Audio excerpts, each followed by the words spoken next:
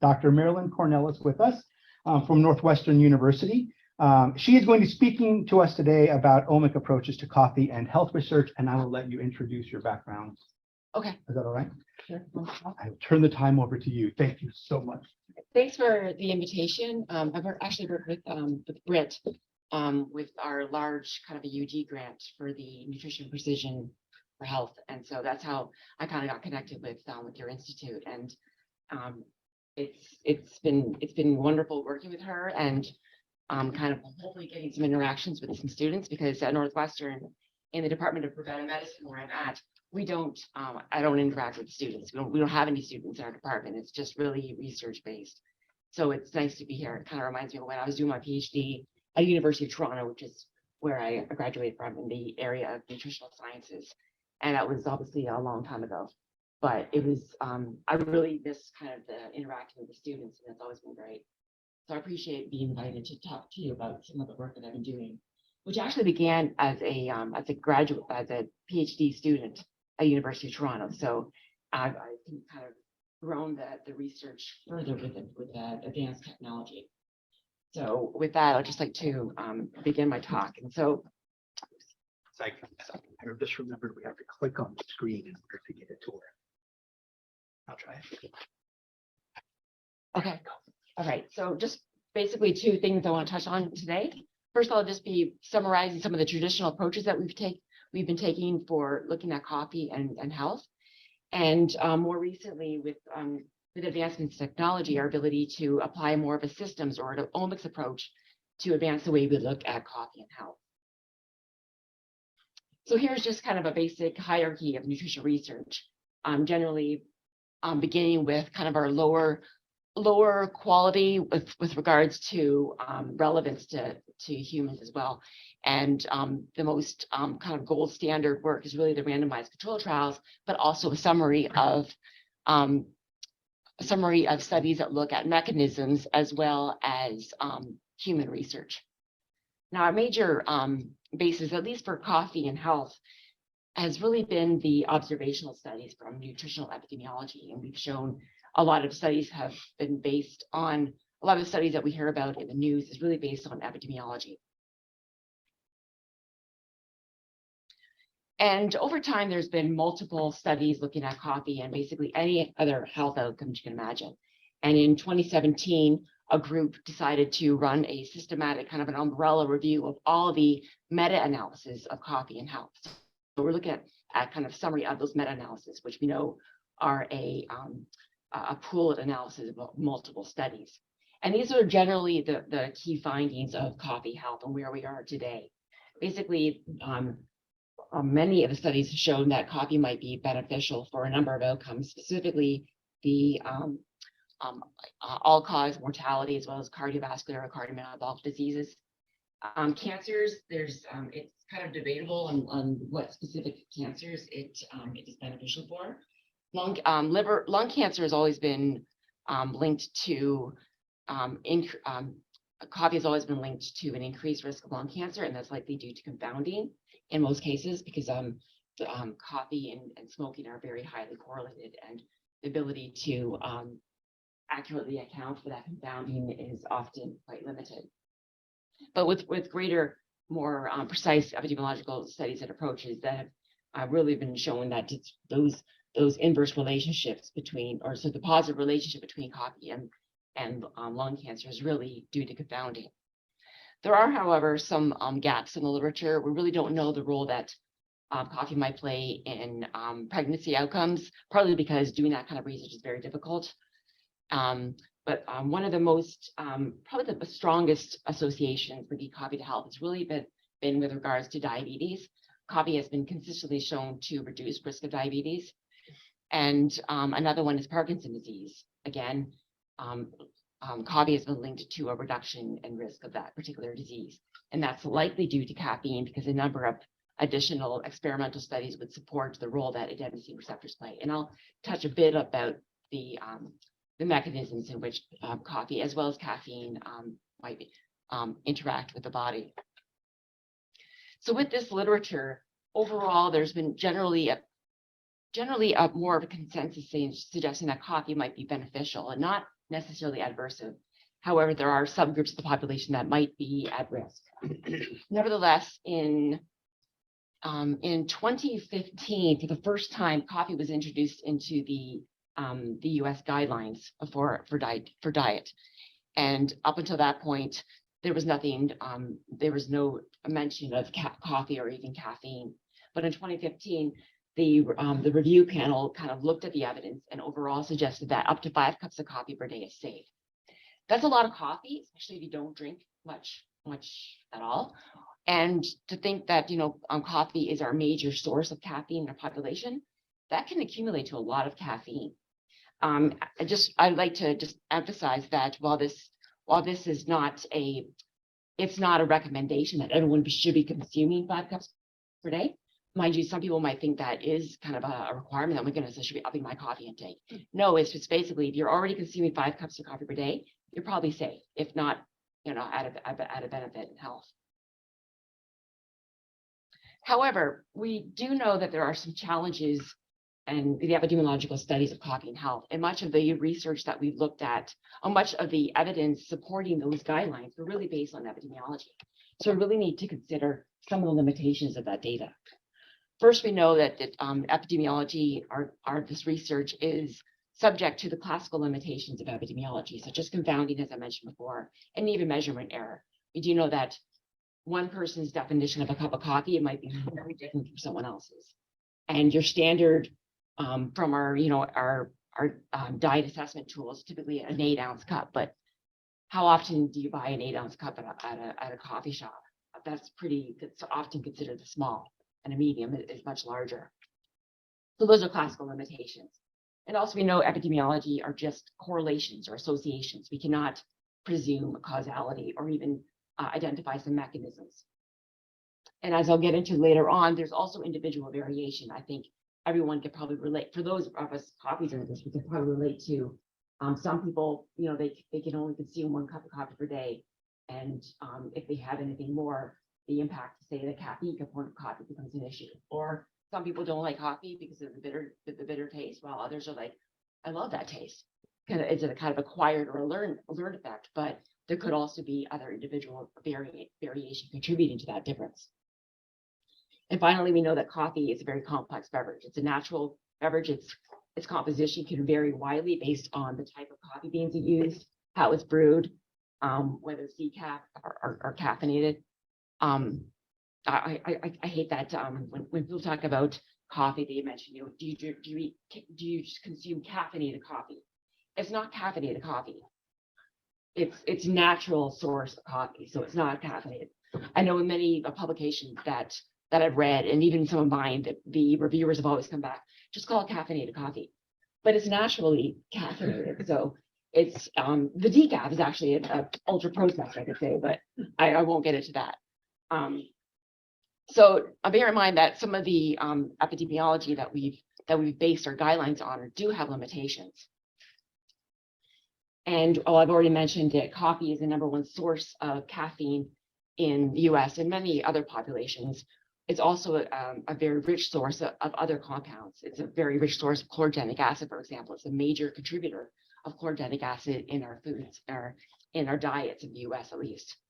We know that tea is also a source of caffeine, but relative to coffee, it contains a much smaller concentration of caffeine. And again, getting back to the idea of natural and caffeinated products, we do know that caffeine is kind of in much of our food supply, but often added as an ingredient to, say, our colas or our energy drinks. And again, these other sources are usually are much smaller sources of caffeine relative to coffee, because much more people consume coffee. That's why it's a major contributor of caffeine in our population.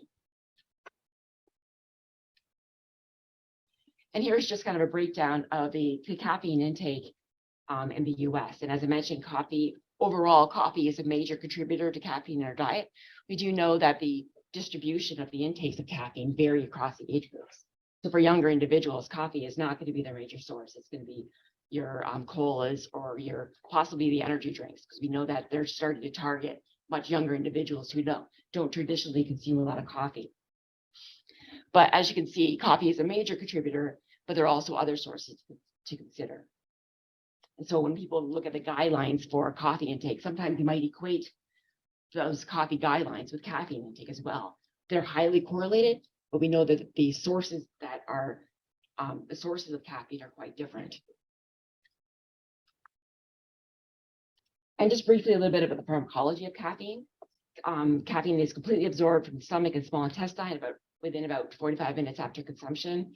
Blood levels peak around after 15 minutes to 2 hours. It can vary a little bit, and is distributed throughout the body and the brain. So it crosses the the brain-blood barrier quite easily.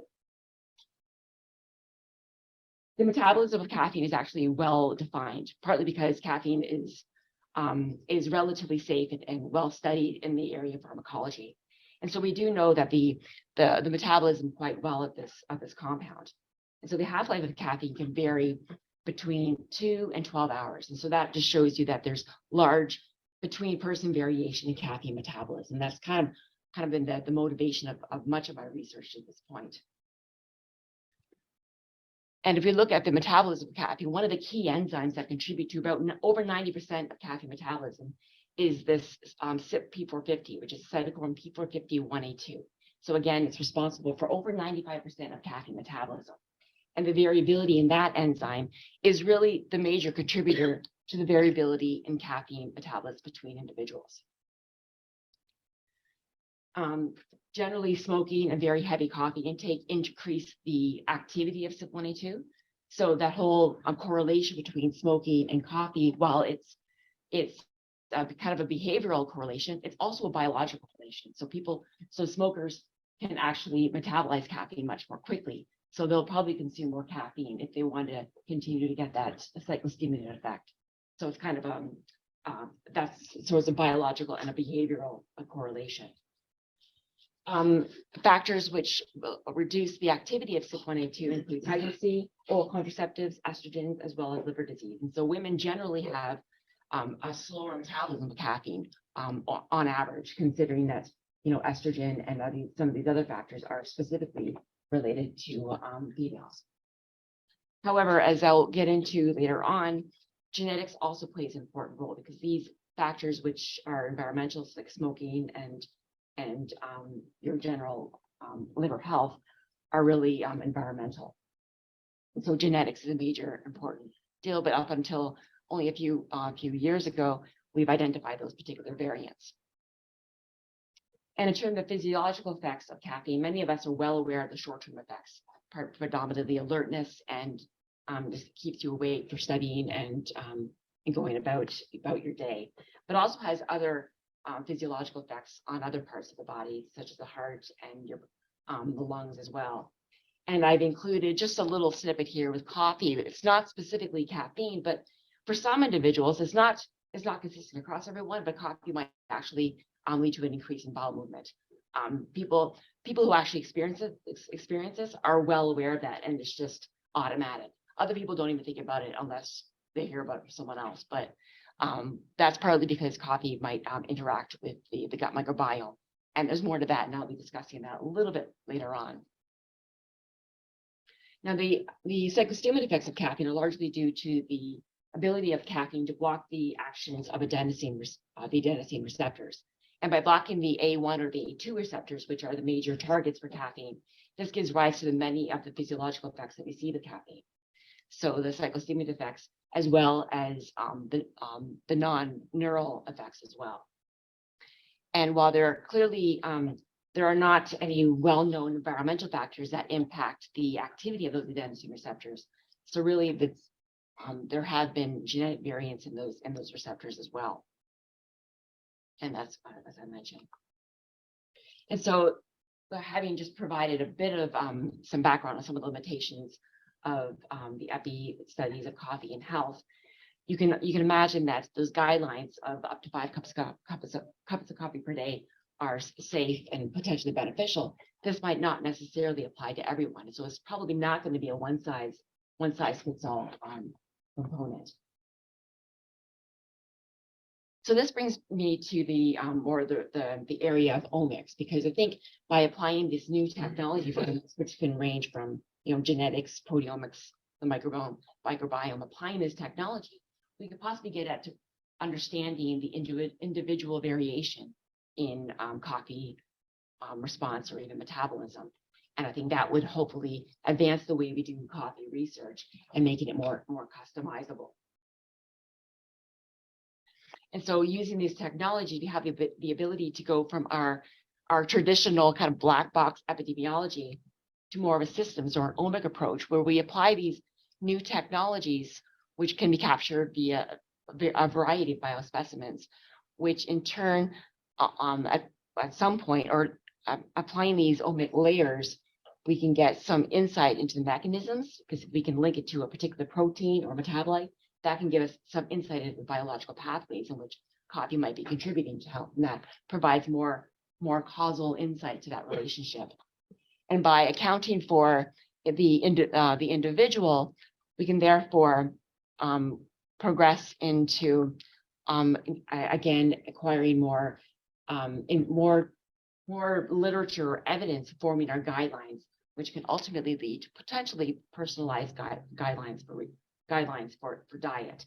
And over time, I've grown to appreciate using this technology. And so so the next few slides will be discussing how I've used this kind of framework for advancing the role that advancing our knowledge on linking coffee to health. And so the big asterisks here are the areas where I've had some experience with. The other ones, there have been literature or studies done by others, but today I'll just be focusing on some of the work that I've been doing. And so just to begin, when I finished my PhD at the University of Toronto, at that point, much of my PhD was based on candidate gene variants. And so I was just genotyping one or two variants and looking at the relationship. But once I graduated, at that time when I began my postdoc in Boston, that was the same time that we had this great advancements in what we call genome-wide association studies. The technology was there, and our knowledge of the human genome had expanded greatly. And so with that experience in my postdoc, I had the great hands-on experience of applying that new technology to coffee research for the first time. And so when I speak about variants, I'll be focusing on single nucleotide polymorphisms, which are not mutations, so they're not like rare. These are quite common and occur in over 1% of the population. So they have relevance to a larger proportion of individuals. So since around 2010, I've been applying the genome-wide association study approach to the area of caffeine metabolism or coffee metabolism, as well as behavior. So what we do know that being in the nutrition area, we know that we have a number of tools to capture dietary intake. Mind you, again, there's some errors with those, our ability to capture that. But I've worked with large population-based studies which have administered these FFQs or diet recalls to capture coffee intake. And with that data, I've used these same population studies have also had these genome-wide data available. And so I've been doing these genome-wide association studies of a number of traits. So capturing not only coffee consumption behavior, so what are the variants that drive coffee consumption, but also circulating caffeine metabolites in the blood. So identifying the variants that kind of alter the presence of caffeine in the blood, and also what are the key factors that contribute to our consumption. And these are just the populations that I've involved in these studies. So some from North America, also from Europe, because they're big coffee drinkers, so they've captured it quite well, and also other areas of the world. And so here's just kind of a summary of the results of this data. Here I show the gene in which these SNPs reside and which ones are linked to coffee consumption behavior or circulating caffeine in the blood. And the ones in the red correspond to increased. So here I have, take for example, AHR, the SNP variant in AHR that leads to an increased level of caffeine in the blood also leads to a reduction in coffee consumption behavior. So they're kind of inverse. So so let's take also CYP1A2 is there too as well. And again, these are genome-wide association studies. So we've looked at every variant in every gene. And it's kind of sobering to know that CYP1A2 showed up, because that's kind of what we would have expected based on the literature.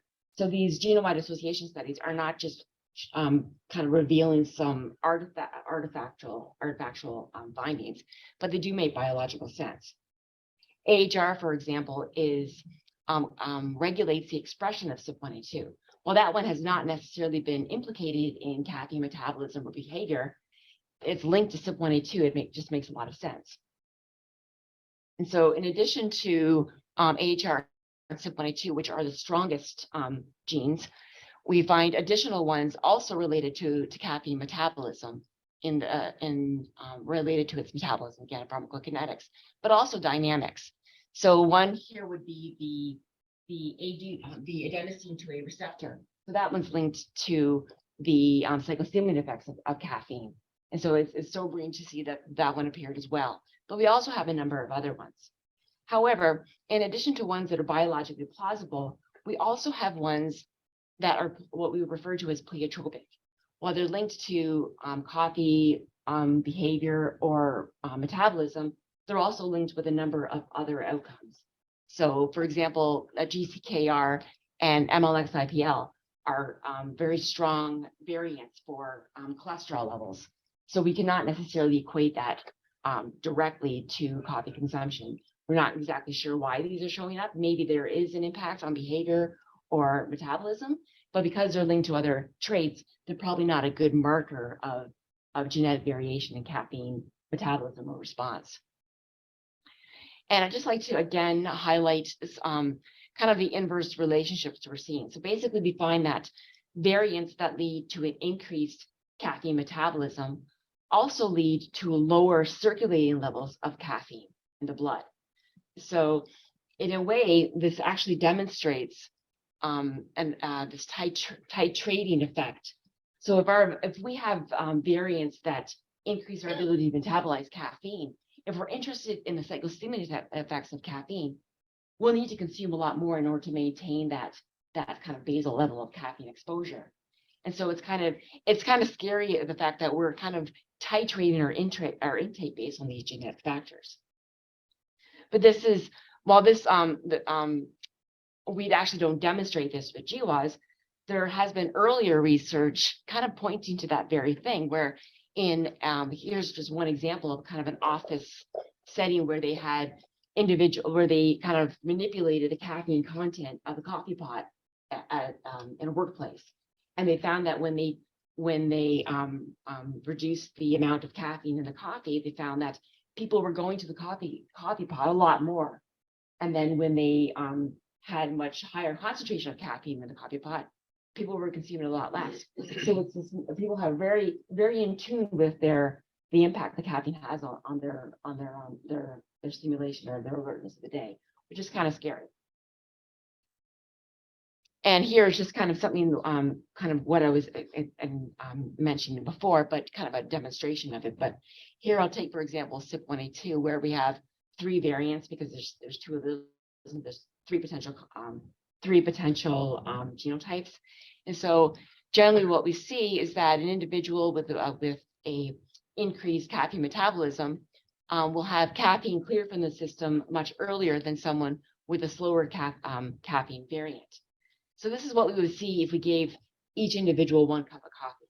But in a kind of a real life setting, what we ultimately see is that humans will actually just alter their coffee consumption behavior. So people who are metabolizing caffeine very quickly, they're naturally consuming more coffee. So they're being exposed more to caffeine. Now, what's interesting is that while this is really driven by caffeine, these other components of coffee, their exposure to those components are quite different. So an individual who metabolizes caffeine quickly, but consuming a lot of coffee, they're going to be drowned in other components of coffee, such as those polyphenols. While individuals who metabolize that caffeine very quickly are only going to be exposed to a very smaller amount of those polyphenols. So you can imagine these people, these individuals while they're at the end of the day, they're exposed to about the same amount of caffeine in their system, but their exposure to other components of coffee is quite different. They might actually be benefiting more from coffee, from the other coffee components. But because humans are just so complex, there's other things that we find as well. I've looked at other research. I've conducted other research looking at other habits that are linked to these variants. What we find is that the caffeine, the fast caffeine metabolizers are not only consuming more coffee, they tend to consume it black. They tend to like dark chocolate. They tend to like bitter things. So that might be a learned effect because they kind of associate with the bitterness of coffee with caffeine. But it's interesting that it's ultimately modifying some of their other dietary behaviors. So that's something to consider as well. So while the heavy coffee consumers are often, people might think that they're high stress and they consume a lot of coffee. They're just very different people, at least when you take into account their genetics. And individuals who do not metabolize caffeine as quickly, they tend to add milk or sugar to their coffee, and they tend to consume more water in replacement of coffee. So again, they're very different populations. And I'll be discussing the implications of that other variation in later slides. So how can we use these genetic findings? We can apply them, we can consider them for risk assessment.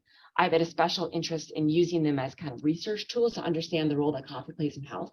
But you can also imagine the food and drug companies might be very interested in this as well. They potentially might market some of their food products to certain people based on their genetics. And we do know that with these kind of increasing number of direct-to-consumer genetic companies, people can actually can get their genetic information quite easily.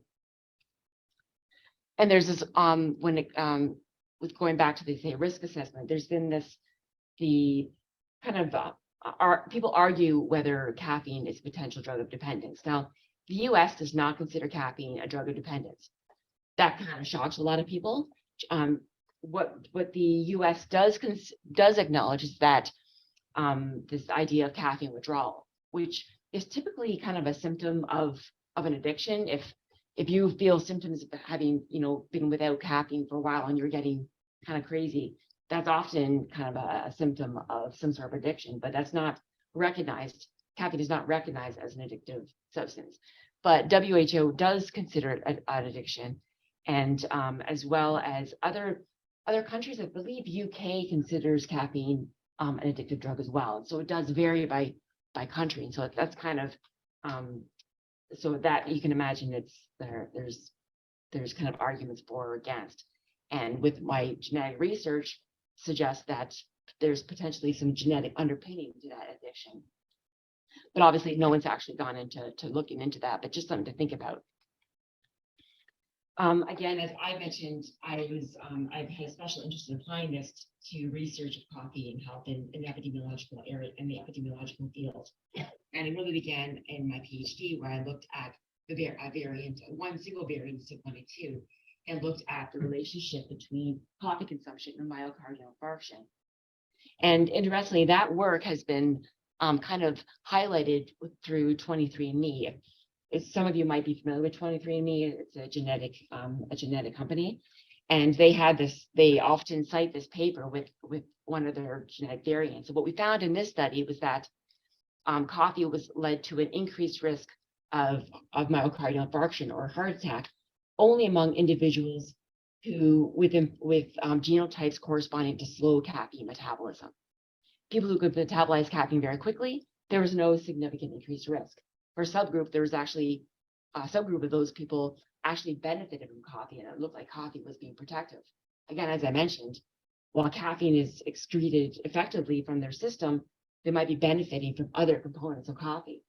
And that might only be seen when we account for genetic variants. So that kind of has an application to the individual variation in response to coffee and health. That is just one example. I've gone on to look at other outcomes as well. Well, I won't go into the details of those, but I've also looked at cholesterol and inflammatory markers. There's no interaction with those caffeine variants, suggesting that maybe coffee is merely the driver of those relationships. And more recently, I've kind of embarked in the area of cognitive function, and I work collaboratively with Rush investigators and their co-ops, as well as a UK Biobank, which is a large population-based study with a vast number of individuals and as well as their genetics. And so I've gone on to kind of extend my earlier work as a PhD student, looking at single variants and looking at more additional variants based on the genetic variants that we've identified in the last 10 years or so. There's also great interest in using these genetic variants as instrumental variables in Mendelian randomization, which basically use genetic variants as, again, instrumental variables to capture the causal relationship between a particular exposure, coffee in this case, and a particular outcome. Because by using genetic variants, you kind of overcome those confounding factors, because you just assume that these that individuals, if you stratify by variants, there are other confounders that are linked to, say, smoking or coffee are accounted for. And I'll kind of just describe that a little bit more. Basically, we know that kind of the gold standard of research are these randomized control trials, where individuals are randomly assigned to an arm, in this case, caffeine, and they're followed up for potential outcomes, and then these statistical tests are done to really zoom in on the actual causal role that coffee or caffeine plays in health. The Mendelian randomization approach is more efficient. It actually randomizes people based on their genotype. So here we have individuals, for example, individuals based on their individuals who metabolize or exposed to caffeine based on their genetics. And then we follow them over time for disease outcomes, and we run additional tests. But these Mendelian randomization studies have a number of strong assumptions.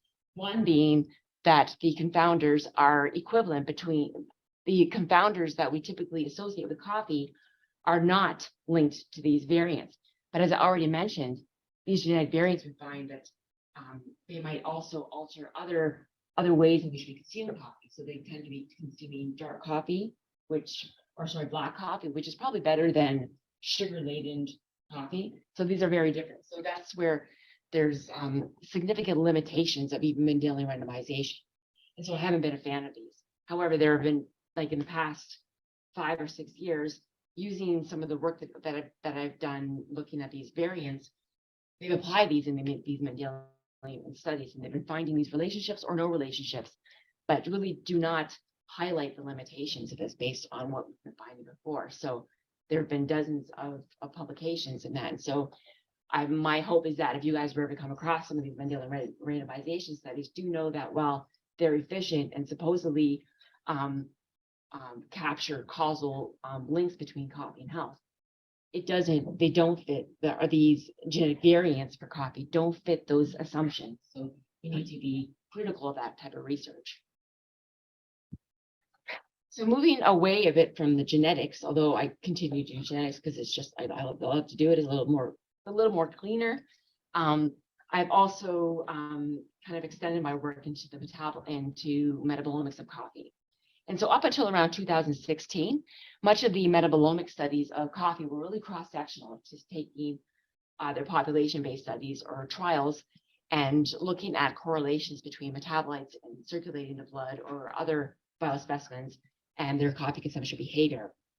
And while some of these cross-sectional studies have turned up kind of knowns, so methylxanthines are the class of the caffeine metabolites. So we're finding caffeine metabolites in these metabolomic studies is reassuring to suggest that at least we're finding something. Mind you, coffee in these FFQs is probably one of them.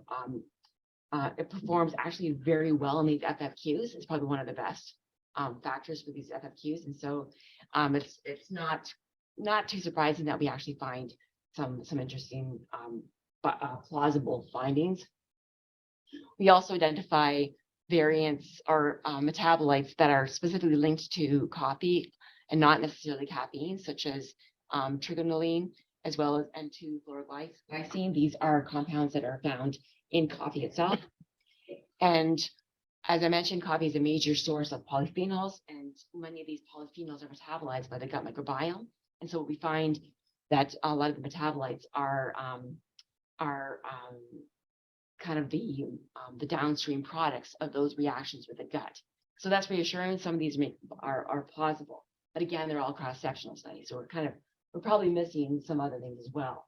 And so this got me to reach out to some collaborators in Finland where they had already performed this clinical trial of coffee and cardiometabolic markers related to diabetes. And this study was published back in 2010. I wasn't involved in this original clinical trial, but it was a coffee trial in which they had individuals first abstain from coffee for a month, then consume 4 cups of coffee per day, and then consume 8 cups of coffee per day. These are Finnish people. They drink a lot of coffee, so 8 cups per day is tolerable. So that's kind of a marked difference between the US and Europe, where 8 cups a day is not normal out there. And while some might criticize the design of the study, but people don't appreciate it that coffee trials are really hard to conduct. Asking someone to abstain from coffee, it's a lot harder than you can imagine. When I was at Harvard, they were starting up an alcohol study, and I was mentioning, oh, we should do something with this coffee. And one guy goes, well, you know what? I can give up alcohol, but I do not think I could give up coffee. And I don't think people appreciate how difficult it is for some people. But no, coffee and caffeine are not addictive, but just saying it. So I thought this would be a great opportunity to at least possibly reach out to these people to see if they've collected any biospecimens that I could maybe use for metabolic profiling. So they were happy to share their blood with me. And so I worked with the Metabolon, which is a very common very popular metabolomic platform. And using their platform, I profiled just over 700 metabolites. And this work is actually published back in 2016. And we found about 115 metabolites were associated with coffee consumption using this trial. And while I won't go into the details of all 115, here is just kind of a snapshot of the pathways or the major groups of metabolites that we're capturing.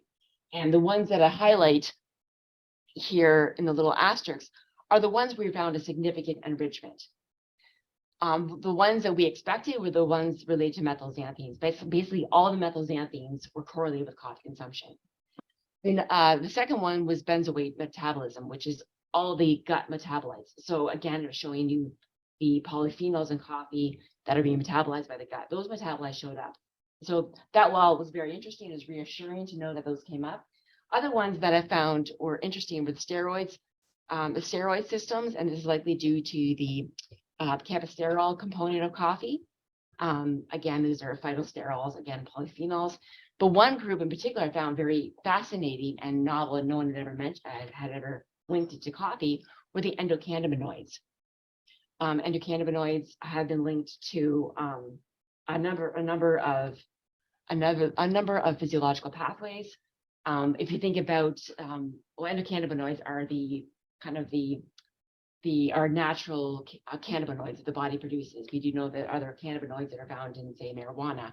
And we do know that these endocannabinoids do function in a number of physiological effects. So, for example, food intake. We know, at least if you take, say, marijuana, we know that people often experience some of the munchies and it increases appetite. But in our coffee study, we found that the levels of endocannabinoids went down. And I spoke to some investigators who do a lot of that kind of work. They say that often the endocannabinoids, when they go down, that's kind of a response to stress. So perhaps ramping up that much coffee implied some type of stress. But the fact that those endocannabinoids went down with coffee was interesting. No one had ever shown this before. So I haven't followed up on this work, but you can imagine that given the role or the implications of this particular system in a number of pathways, be interested to see whether coffee might be having these beneficial effects through the endocannabinoid system. That was just kind of the classification of individuals. In addition to the metabolites, I also looked at a number of lipids. So we they're metabolites as well, but we did a kind of a lipidome platform. And we looked at over 800 lipids, and we found that of all of these, we found that the LPCs, or the lysophospholipidolines of predominantly the unsaturated fatty acid types, they also decrease with coffee consumption. This has never been shown before. We're not exactly sure how this might impact health. We do know that LPCs are implicated, high levels of LPCs are implicated in oxidative stress and possibly linked to atherosclerosis, but they also might be beneficial for, say, the immune system and might ward off exposure to infections. So we're not exactly sure why that is. Also, using those samples, I conducted a proteomic study. Unlike the metabolomics, our technology for capturing proteomes is not as advanced as the metabolome. So what we conducted a targeted proteomic analysis looking at about just over 200 proteins. And of those 200, which captured a number of pathways, we found 2 that increased. Carboxypeptidase and neutral ceramidase. These have never been implicated in coffee. So, and the role that these play in pathways, still don't know. But again, this kind of just shows you that these technologies can kind of generate new hypotheses. So coffee might not necessarily be impacting health solely through caffeine. There's possibly other metabolites or pathways that link coffee to health. And I haven't done any of the microbiome, but population studies have also shown that coffee is probably one of the major contributors to the variability in the microbiome. And so while no one has done a coffee trial of that per se, I think with this new effort with in collaboration with Brit and IIT, I think that new kind of personalized omic kind of research might actually capture more of the role that diet plays in the gut microbiome and how we might use that information for personalizing personalizing our dietary guidelines, not only coffee, but other components of the diet as well. And so that kind of summarizes the work that I've been doing in the area of coffee. And with that, I'd just like to close with some of the acknowledgments of some of the work that I've worked, some of the people that I've worked closely with. This is my PhD supervisor, Ahmed Al-Zahani, great guy. He's actually taken my work a little further. He's actually started his own omic company, but also doing research as well. And then my colleagues at Harvard School of Public Health, where I acquired the training in genome-wide association studies. And my close collaborator, Rob Van Dam, who's been kind of around the world, but is now back at George Washington. And the late Martha Claire Morris, who really got me into the area of cognitive function over at Rush, who unfortunately passed away a couple of years ago due to cancer. And with that, I just like to close. If you have any questions, I'd happy to take them. We probably have time for a couple questions. Okay. We do need to end by 1:45 so we can clear up for the next class. Yeah. So if there are questions, please. Especially our students who are taking this as a Morgan, seminar you look class. like you have a question. I have so many. Personal stories are fine too.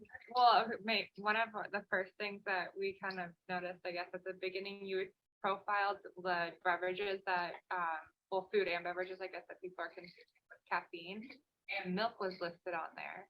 We thought that was kind of interesting. With caffeine? You had, like, it was like that bar chart where it's like from age groups. Oh yeah, so it would be the probably the chocolate milk. Oh, okay. Yeah. We were kind of like, that makes sense though.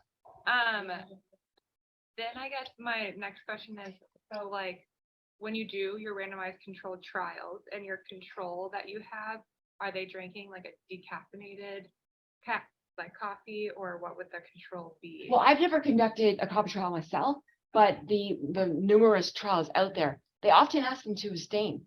Abstain, okay.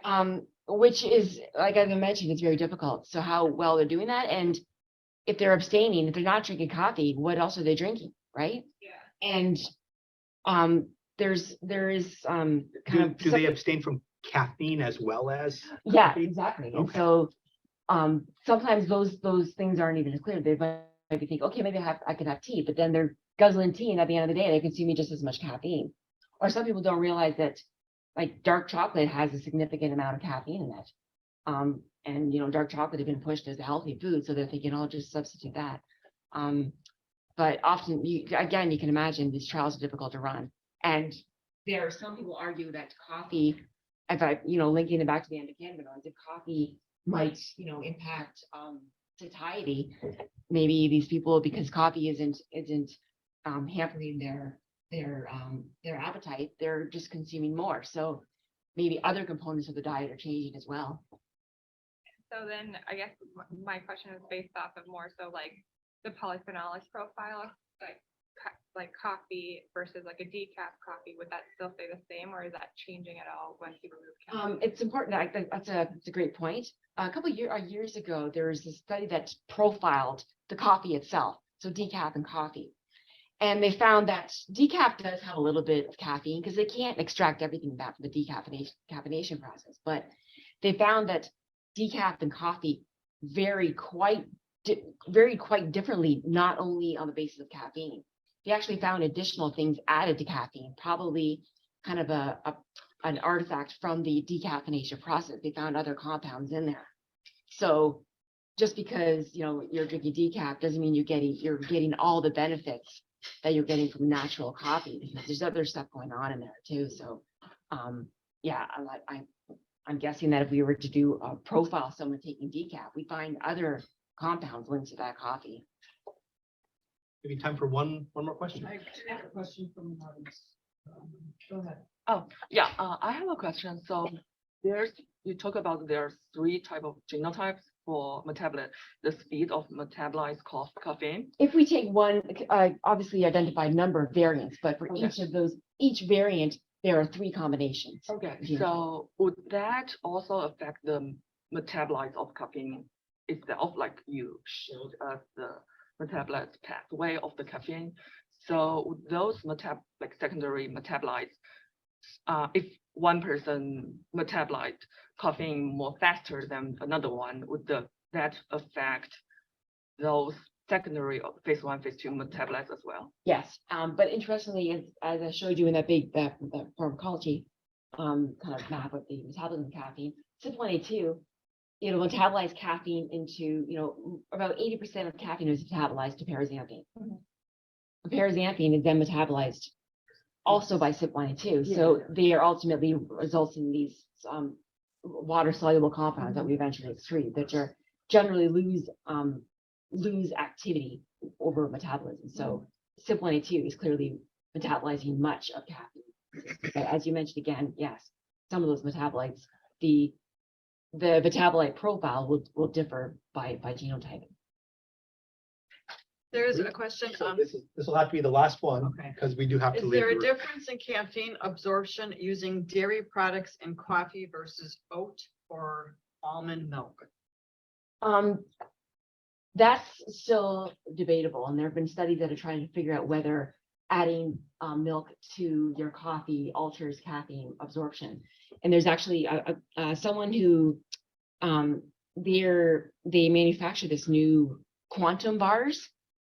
You find them in Whole Foods. He reached out to me because he wanted to put something on the bar indicating that adding things to caffeine reduces absorption, so you get a steady state of caffeine.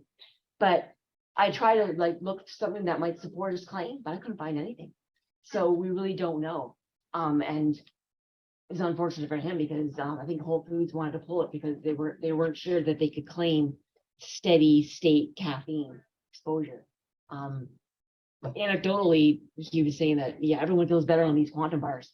But yeah, there's not very strong research suggesting that it alters absorption. Right. Well, please join me again in thanking Dr. Cornelis for coming today. We really appreciate having you here. Thanks to everyone online.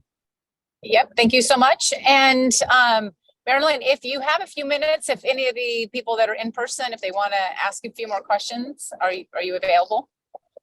Yeah, I'm here. And you can email me. Happy to talk about coffee. my phone number is on Super. the website too. All right. Thank you. Great. All right. Thank you so much. Bye-bye. Great.